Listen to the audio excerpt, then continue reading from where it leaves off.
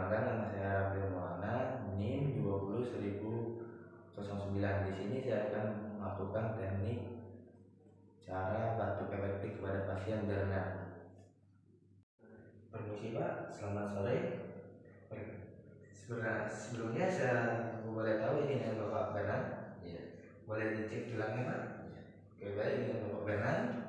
Perkenalkan, nama saya Raffi Maulana. Saya perawatan yang bertugas hari ini dari jam 3 sore sampai jam 8 malam. Di sini saya akan melakukan teknik batuk efektif kepada Bapak. Sebelum saya melakukan tindakannya, ada yang Bapak tanyakan? Enggak.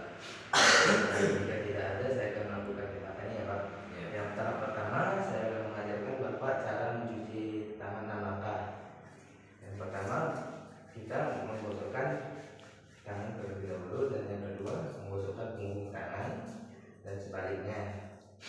Dan yang ketiga, kita akan memulai tahap yang pertama juga menggosokkan sela-sela jari, dan yang keempat mengunci jari tangan, telapak tangan dan sebaliknya.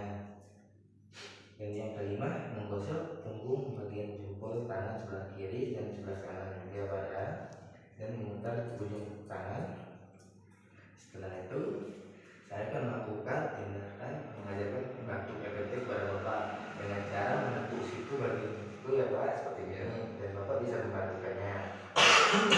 Nah, jika yang kedua, saya akan mengajarkan Bapak cara membatuknya dengan menggunakan tisu. Apabila Bapak tidak menggunakan masker atau lupa menepukkan tangannya Pak, seperti ini aja ya Pak. Setelah itu, setelah batuk, Bapak bisa batuk dan tisunya bisa Bapak buang ke tong sampah. Dan setelah itu Bapak bisa mencuci tangan lagi ya Pak. Kalau tidak, Bapak bisa menggunakan masker seperti saya, dan setelah itu Bapak bisa batuk, tidak usah menepukkan tangan atau menggunakan tisu lagi ya Pak.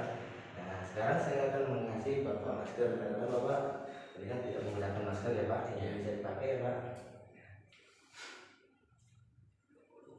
Sebelumnya apakah Bapak mengerti?